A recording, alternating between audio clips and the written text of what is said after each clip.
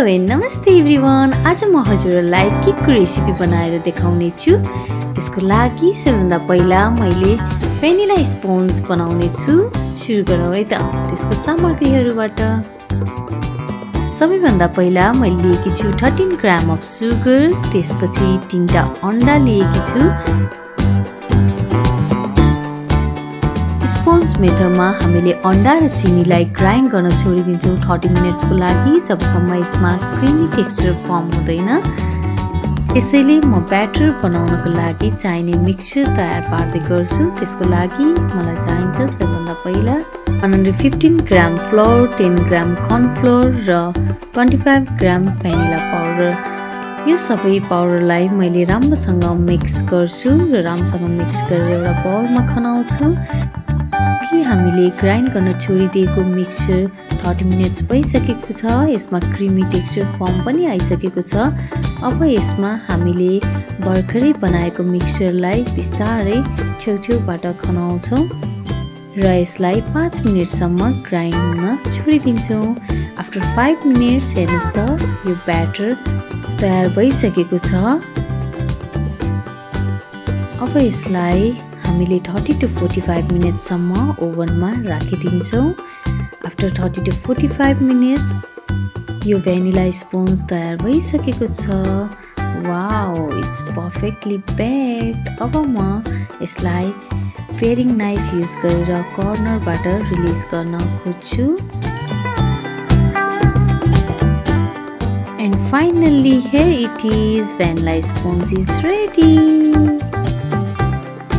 Okay, यस्तै गरेर अब हामी चकलेट स्पोन्ज पनि तयार पार्छौँ। त्यसको लागि हामीले लिनुपर्ने हुन्छ 115 ग्राम of cornflour, 25 gram of Coca powder and 10 gram of vanilla powder.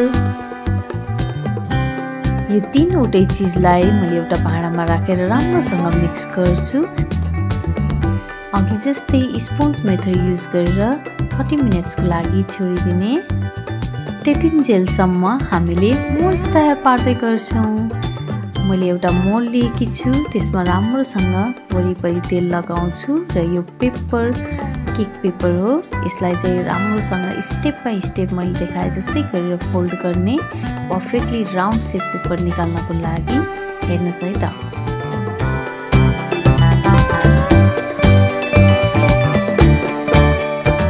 मोल्ड्सको सेन्टरबाट हामीले यो केक पेपरलाई यसरी राखिन्छ र यसलाई राउन्ड सेपमा यसरी च्यातिन्छ। ल हेर्नुहोस् त कति पर्फेक्टली गोलो सेपमा पेपर आएको छ। हाम्रो मोल्ड पनि तयार भइसक्यो। ल हेर्नुहोस् त 30 मिनट्स भइसक्यो र क्रिमी टेक्सचर पनि फर्म भइसकेको छ।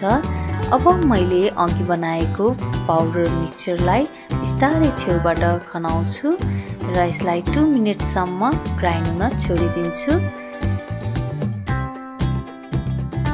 आफ्टर 2 मिनट्स म यसलाई निकाल्छु र स्प्याचुलाको सहायताले यसलाई राम्रोसँग वेल मिक्स्ड गर्छु।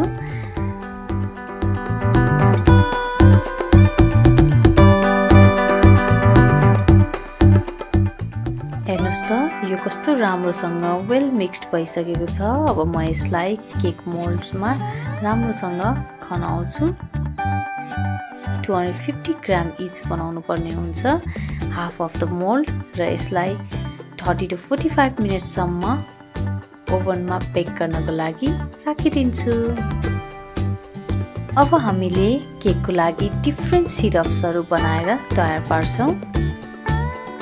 Number 1 sugar syrup. यसको लागि मैले 3वटा स्टार अनाइज लिन्छु र त्यसमा 300 ग्राम अफ वाटर र थोरै चिनी राखेर मजाले उमाल्छु र यसको कलर येलोइस फर्ममा आउँछ। तयार भइसकेपछि हेर्नुहोस् त कस्तो राम्रो सुगर सिरप इज रेडी।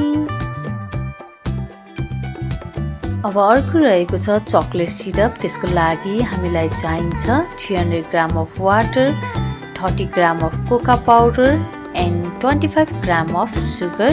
त्यसलाई मजाले बोइल गर्ने। बोइल गरिसकेपछि यो ब्ल्याक कलरमा टर्न हुन्छ। ब्ल्याक कलरमा टर्न भइसकेपछि अब चकलेट सिरप इज रेडी। अब हामी गनाच प्रिपरेसन गर्नतर्फ लाग्छौँ। त्यसको लागि हामीलाई चाहिन्छ 2वटा अन्डा, 15 gram of sugar, 15 gram of corn starch. यसलाई राम्रोसँग स्टिर गर्ने 20 मिनेटसम्म। 20 मिनेटपछि यसमा तातो दुध राख्दै यसलाई चलाउँदै गर्ने जबसम्म यसमा फिज निस्किँदैन। यसमा फिज निस्किसकेपछि हामीले एउटा भाँडामा तातो पानी लिएर त्यसको बाफले यसलाई तताउनु पर्ने हुन्छ। तताइसकेपछि यो यस्तो बाक्लो हुँदै आउँछ। यो बाक्लो भइसकेपछि यसमा चाहिँ हामीले 30 ग्राम अफ बटर राखेर राम्रोसँग चलाउने।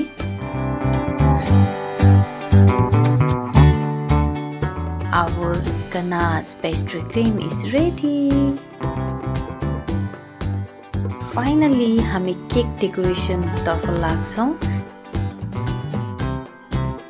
यो भ्यानिला स्पोन्ज अघि हामीले बनाएको यसलाई चाहिँ कटिङ गर्ने 3 पिसेसमा यसरी लेयरिङ 3टा लेयर बनाउने र यसलाई छोडिदिने। अब हामी व्हिपिङ क्रिम बनाउनतर्फ लाग्छौँ। व्हिपिङ क्रिमको लागि मैले यसमा हुक जोइन गरेँ। अब यसमा प्रिमियमको व्हिप टपिङ गोल्ड हामीले युज गर्छौँ। राम्रोसँग हल्लाएर यसलाई अलिकति राख्ने र ग्राइन्डरमा यसरी मिक्स गर्नको लागि छोडिदिने।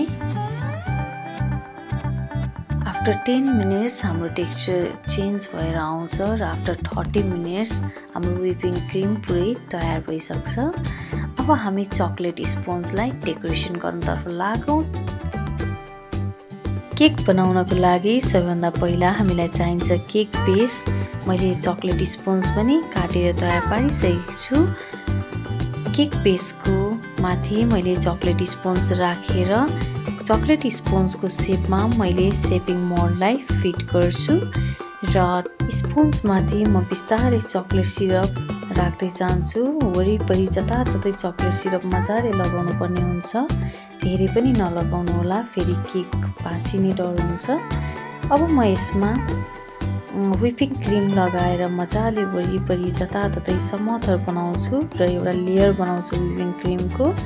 यो लेयर कम्प्लिट भइसकेपछि अब म सानो सानो टुक्रा पारेर चेरिजहरूलाई क्रिममाथि छरिदिन्छु र सेकेन्ड स्पोन्जलाई त्यसमाथि राखेर बिस्तारै प्रेस गर्ने र चकलेट सिरप फेरि अघि जस्तै गरेर लगाउने।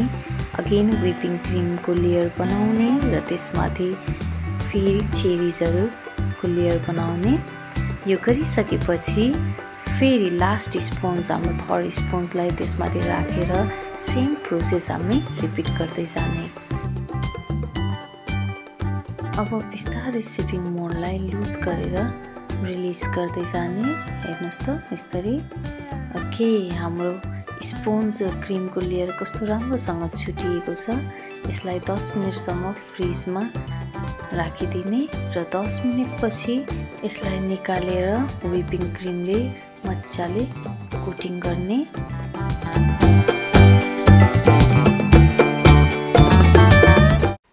कोटिङ गर्दाखेरि एकदमै हल्का हातले गर्नुपर्ने हुन्छ, नत्र भने भित्रको स्पोन्जलाई छोइएर क्रिममा लतपतिने चान्सेस बढी हुन्छ। यसलाई बिस्तारै सेप दिँदै यसरी जाने। ल हेर्नुहोस् त हाम्रो केक कोटिङ गरेर पनि तयार भयो। अब मैले अर्को इजी वेबाट कोटिङ गर्न सिकाउँछु। त्यो हो पाइपिङ ब्यागमा क्रिम राख्ने। व्हिपिङ क्रिम राखेर मजाले त्यसलाई राउन्ड सेपमा यसरी सेप दिँदै जाने र स्क्र्यापरले यसलाई बिस्तारै यसरी सेप दिँदै जाने, जताततै मिलाउने। यो सर्भर नाइफले हामीले बिस्तारै माथिको क्रिम निकाल्न सक्छौँ यसरी। ओके, फाइनल्ली हाम्रो अर्को कोटिङ पनि तयार भइसक्यो। अब हामी केक डेकोरेसन गर्नतर्फ लाग्छौँ। त्यसको लागि मैले लिएको छु डार्क चकलेट र त्यसलाई मैले मजाले कोरेसोमा यसरी कोर्छु र सानो सानो यस्तो पार्टिकल्सहरू निकाल्छु। त्यसलाई चाहिँ यसरी हामीले केकको वालमा डेकोरेसन गर्न सक्छौँ स्क्रैपरको सहायताले।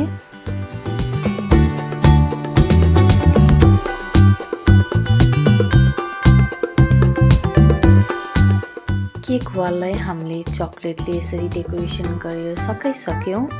अब हामीले यो ग्रीन कलरको फुड कलर लिएर यो व्हिपिङ क्रिममा मिक्स गर्छौं ग्रीनी देखाउनको लागि। पाइपिङ ब्यागमा हामीले यो नोजल राखेर यसभित्र हामीले व्हिपिङ क्रिम राख्छौं डेकोरेसनको लागि। यसबाट हामीले यस्तो डिजाइनहरु निकाल्न सकिन्छ केकमा। यो डिजाइन यही नै दिनुपर्छ भन्ने छैन, आफूले जस्तो दिन मन लाग्छ त्यो दिन सक्नुहुन्छ। यसबाट धेरै डिजाइनहरु निकाल्न सकिन्छ। मैले चाहिँ यस्तो दिए, हेर्नुस् त कस्तो राम्रो देखिएको छ। अब यसलाई बेसमा पनि, बेसको कर्नरमा पनि मैले यसरी डिजाइन गर्दै जान्छु। यो चाहिँ अलि फरक प्याटर्नको डिजाइन गराएको छु। यो अलिकति हेभी डिजाइन देखिएको छ। ल हेर्नुस् त, यो हो फ्लावर नेल लिफ्टर, जसमा चाहिँ हामीले डिफ्रेन्ट फ्लावरहरु क्रिएट गर्न सकिन्छ। र यो हो फुड कलर ट्रोपोलाइटको। यसरी फ्लावरहरु बनाएर स्प्रे गरेर हामीले केकमा यसरी डिजाइन दिन सक्छौं। ल हेर्नुस् त, वाउ कस्तो राम्रो देखियो यो केकमा यो flower. The final look is here. दुईटा येलो कलरको फ्लावर जसमाथि स्प्रिंकल्सहरु छरिएको छ र चेरीजहरु पनि राखिएको छ र टार्टमा ह्यापी बर्थडे लेखेर यसरी डेकोरेसन गरिएको छ। अब हामी अर्को हट चकलेट टार्ट केक बनाउनतर्फ लाग्छौं। त्यसको लागि हामीले पहिला चकलेट टार्ट बनाउनु पर्ने हुन्छ। सबैभन्दा पहिला हामीले व्हाइट चकलेटलाई यसरी मेल्ट गर्ने र डार्क चकलेटलाई पनि मेल्ट गरेर यसरी सेप गर्ने। यो डार्क चकलेट माथि यसरी व्हाइट चकलेट यसरी राखेर तपाईले सेप दिन सक्नुहुन्छ। टुथपिकले अरु नै डिजाइन बनाउन पनि सक्नुहुन्छ इजिली यो पेपरमा। यो गराइसकेपछि यसलाई एकछिनसम्म मजाले कुल हुन छोडिदिने। कुल भइसकेपछि यो सजिलैसँग यसरी निस्किन्छ, हार्ड भइदिन्छ। यो हाम्रो चकलेट टार्ट पनि रेडी भइसक्यो। अब हामीले चकलेट टार्ट युज गरेर र चकलेट सिरप युज गरेर केक डेकोरेसन गर्नतर्फ लाग्छौं।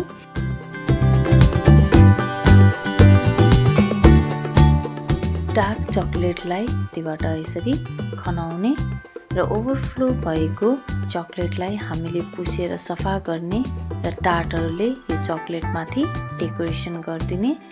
र यो केकको कर्नर बेसमा हामीले अघिको श्रेडेड चकलेटले डेकोरेसन गर्न सक्छौं र एउटा पाइपिङ ब्यागमा मेल्टेड व्हाइट चकलेट राखेर यसरी इट्स माई डे भनेर लेख्न सक्छौं अथवा ह्यापी बर्थडे भनेर पनि लेख्न सक्छौं।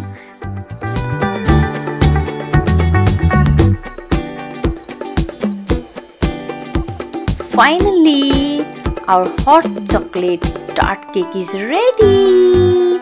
म चाहिँ केक खान गएँ, हजुरहरु चाहिँ मेरो भिडियो हेरेर इन्जोय गर्नु है त। Bye bye.